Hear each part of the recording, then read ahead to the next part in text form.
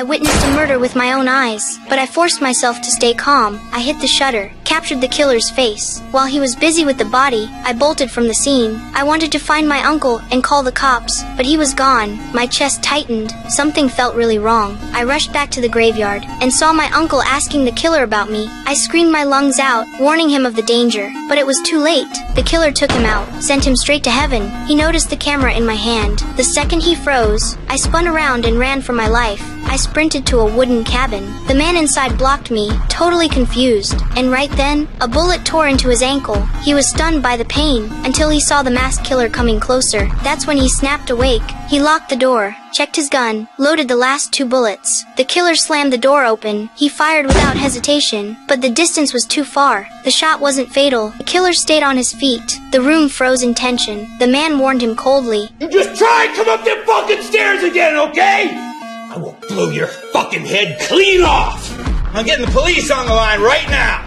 The killer hesitated, looked like he might back off, but when the man grabbed the phone, he realized the line was dead. The killer sneered, said he'd leave if they just handed me over. The man looked at me, his eyes firm. Maybe he remembered his son, who died just days ago. He swore he'd protect me, then told me to grab the first aid kit, asked me to bring spare light bulbs, a towel, and some water. He wrapped the bulb in a towel, smashed it, and to my shock, he scattered the shards all over the stairs. What's the water for? We're drinking. The man asked me why I was being hunted. I told him my nightmare and handed him the film from my camera. He wrapped it carefully, told me to hide it in the water tank. Downstairs, the killer was losing patience, cursing, raging, shouting he'd come up and kill us.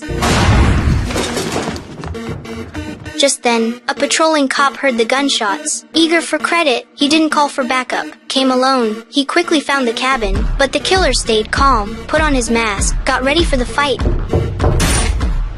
The thud echoed. The cop dropped dead in a pool of blood. Upstairs, the man reacted instantly, told me to use the chance and climb out the window, but I made a sound. The killer chased after me, bullets sprayed, until his mag clicked empty. At that moment, the half-dead cop caught his attention. The killer smirked, stole his weapon, tied him up, gun pressed to his head, forcing the man to give me up. The cop's screams filled the cabin. The man cursed the killer's cruelty, but then lied, saying he didn't care if the cop died. I knew he cared. He was worried, sick inside, but all he could do was pray. Soon, the cop's body was dumped outside, but strangely, the killer made no move. The man guessed. He was scared backup might arrive. Maybe he'd left. Still, to be safe, he told me to hide in the bathroom, then carefully went downstairs. The first floor was empty. No sign of the killer. The man let out a breath, but his foot hit a boot, and instantly he knew.